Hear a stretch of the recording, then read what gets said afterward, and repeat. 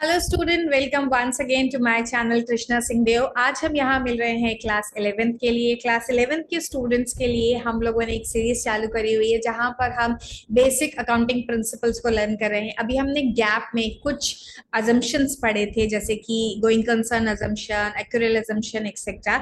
और उसी सीरीज में आगे आज हम चल रहे हैं जहाँ पर हम देखने वाले हैं कि वेरियस अदर प्रिंसिपल्स क्या है। एंड ये सब हम कैसे कर रहे हैं स्टूडेंट, ये सब हम हमारे हैंड रिटन नोट से कर रहे हैं। मैंने जो हैंड रिटन नोट्स बनाए हैं वो आपको मिल जाएंगे। कहाँ से मिलेंगे? दो रिसोर्सेस है जहां से आपको ये हैंड रिटन नोट्स मिल सकते हैं। नंबर वन, आप मेरे टेलीग्राम चैनल पर जा सकते हैं, वहां से इन रिसोर्सेज को एक्सेस कर सकते हैं। एंड नंबर टू, जो कि ज्यादा अच्छा आपके लिए ऑप्शन है, वो है मेरी ऐप कृष्णास क्लासेस। उसको डाउनलोड करिए, वहां अंडर फ्री स्टडी रिसोर्सेज मिल जाएंगे। मैं इसको ज्यादा अच्छा क्यों बोल रही हूँ, क्योंकि वहां पर आपको ना सिर्फ ये फ्री हैंड रिटन नोट्स मिल जाएंगे, वहां पर बहुत सारे दूसरे पेड एंड फ्री आपके पास ऑप्शन है कोर्सेज को चूज करने के लिए, जिसमें multiple choice questions and subjective test and objective test दोनों ये सब मिलते हैं। चलिए, तो आज का काम स्टार्ट करते हैं। आज का काम है ये, हम लोग यहाँ पर देखने वाले हैं what are various accounting principles. अभी तक हमने अजम्पशंस देखा। अजम्पशन के वीडियोस को अगर आपने अभी तक नहीं देखा है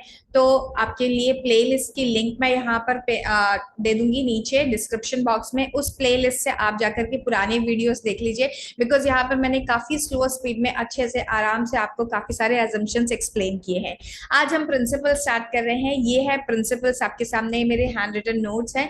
यहाँ पर हम बिजनेस एंटिटी प्रिंसिपल देखेंगे। देखो स्टूडेंट, जब आप अपनी बुक से पढ़ाई करते हो तो आपको यही सारी चीजें लिखी हुई वहां पर भी मिलेंगी, लेकिन why we are doing it from here.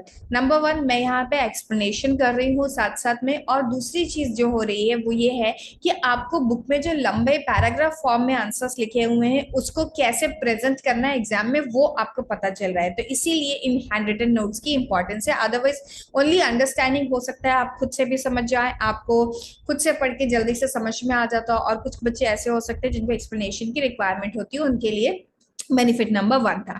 चलिए, तो बिजनेस एंटिटी प्रिंसिपल आज हम करने वाले हैं। What is business entity principle? According to this concept, business and the owner are two separate entities. देखिए, in the eyes of accounts हमेशा business and business का ओनर अलग अलग दो एंटिटी है। क्या आईज ऑफ लॉ में भी ऐसा ही हमेशा होता है? नहीं, हमेशा ऐसा नहीं होता है। अगर मैं बात करूं सोल प्रोप्राइटरशिप की, अगर मैं बात करूं पार्टनरशिप, जो कि अनलिमिटेड पार्टनरशिप होती है, जहां पर अनलिमिटेड लाइबिलिटी होती है, मतलब मैं लिमिटेड लाइबिलिटी पार्टनरशिप को छोड़ दूं, तो इन दोनों ही बिजनेसेस में business and businessman are one of the same thing only. Companies, limited liability partnership, cooperative society वगैरह, यहाँ पर सेपरेट एंटिटी का कॉन्सेप्ट होता है। ये दोनों बिजनेस जो मैंने sole proprietorship business and partnership business बनाया, वहां बताया, वहां पर अलग अलग आपकी एंटिटी नहीं होती है। लेकिन क्या हम बुक्स ऑफ अकाउंट्स बनाते टाइम भी लॉ की तरह ही चलेंगे? Answer is no. हम लॉ की तरह बिल्कुल नहीं चलेंगे, क्योंकि यहाँ पर हमें डिस्टिंक्शन करना होता है जो पर्सनल एक्सपेंसेस है और जो बिजनेस के एक्सपेंसेस है। सिमिलरली इनकम्स का भी, तभी तो हमें पता चलेगा कि बिजनेस ने कितना प्रॉफिट अर्न किया और कितना हमारा अगर लॉस हुआ है तो लॉस क्यों हुआ है, कितने एक्सपेंसेस हुए हैं। तो देखिए, according to this concept, business and owners are the separate from its business is separate from its owner. This is number one. Number two, only the business transactions are recorded in the books of accounts, not the personal transaction of the owner. क्योंकि अगर हमने owner के personal transaction को record कर दिया business में, तो उसका रिजल्ट क्या होगा? यहाँ पर कई सारे एक्सपेंसेस आ जाएंगे जो कि बिजनेस के एक्सपेंसेस नहीं थे। हो सकता है आपके बिजनेस की परफॉर्मेंस खराब दिखने लगे। यहाँ पे परफॉर्मेंस से मेरा मतलब है प्रॉफिट से। तो बिजनेस की जो परफॉर्मेंस है, वो प्रॉफिट है, वो रिड्यूस दिखाई देगा, क्योंकि आपने काफी सारे पर्सनल एक्सपेंसेस को वहां पर इंक्लूड कर लिया होगा। तो हमें पर्सनल एक्सपेंसेस को हमेशा सेपरेट ही रखना है, उन्हें बुक्स ऑफ अकाउंट्स में कोई जगह नहीं मिलती है, बिकॉज हम ये कॉन्सेप्ट फॉलो करते हैं that business has a separate entity.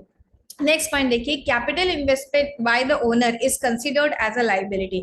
आप जब भी अकाउंटिंग इक्वेशन देखेंगे, अगर आपने अभी तक देख लिया है तो ठीक है, अदरवाइज आने वाले क्लासेस में आपको अकाउंटिंग इक्वेशन पढ़ाया जाएगा, जहां पर अकाउंटिंग इक्वेशन होती है assets is equal to capital plus liabilities. तो ये लाइबिलिटी और कैपिटल को एक साथ क्यों रखा जाता है? लाइबिलिटी और कैपिटल को एक साथ रखने की वजह ये है कि लाइबिलिटी की जैसे हमारी एक्सटर्नल लाइबिलिटी होती है बाहर वालों की तरफ, उसी तरह बिजनेस ये कंसिडर करता है है कि ये जो ओनर ने हमारे लिए कैश लेकर आया है या एसेट लेकर आया है वो भी बिजनेस की लाइबिलिटी है टुवर्ड्स द ओनर की एक ना एक दिन बिजनेस को ये ओनर को पे करना है, ठीक है। That is why it is considered as a liability only.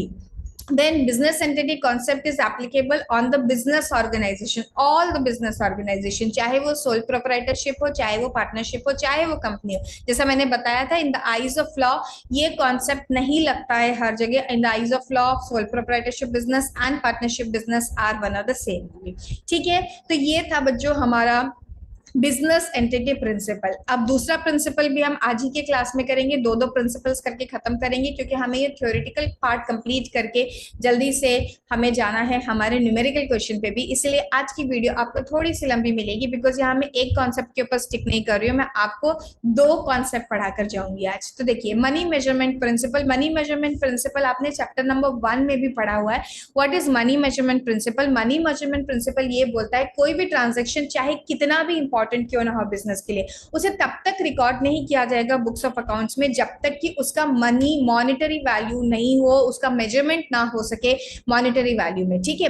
तो जैसे कि बहुत इंपॉर्टेंट ट्रांजैक्शन ये हो सकता है कि बोर्ड ऑफ डायरेक्टर चेंज हो गए कंपनी के, लेकिन क्या ये बुक्स ऑफ अकाउंट्स में लिखा जाएगा? नहीं, बुक्स ऑफ अकाउंट्स में इसकी जगह नहीं है क्योंकि इसकी वजह से कोई मॉनेटरी ट्रांजेक्शन नहीं हो रहा है, इसकी वजह से कोई मनी मेजरमेंट हम इसका नहीं कर सकते, वर्कर स्ट्राइक पे चले गए नहीं लिख सकते हैं, ठीक है। या फिर ऐसा ट्रांजैक्शन दिया गया है 500 bags of rice are being bought, तो 500 बैग्स ऑफ राइस हम नहीं लिख सकते, इट्स अ क्वांटिटी ओनली। ये कितना प्राइस है, ईच बैग का प्राइस है आपको पता है, अगर 100 रुपीज ईच बैग का प्राइस हमें पता है तो 5000 मल्टीप्लाइड बाय 100 ऐसा करके हम उसकी वैल्यू लिख सकते हैं। देखिए यहाँ क्या लिखा हुआ, first thing transaction and events that can be measured in the monetary terms are recorded. तो वो सारे ट्रांजेक्शन जिनको मॉनेटरी टर्म में हम नहीं मेजर कर सकते उन सबको बुक्स ऑफ अकाउंट्स में कोई जगह नहीं मिलेगी, वो सब बुक्स ऑफ अकाउंट से बाहर रहने वाले हैं। नेक्स्ट है इवन इफ अ ट्रांजेक्शन, ये इफ है, even if a transaction is very important but can't be measured in terms of money, it can't be recorded in the books of accounts। so बहुत important भी है, उसकी बहुत supreme importance है। जैसे मैंने बताया बोर्ड ऑफ डायरेक्टर्स में आपके मेजॉरिटी ऑफ डायरेक्टर्स चेंज हो गए,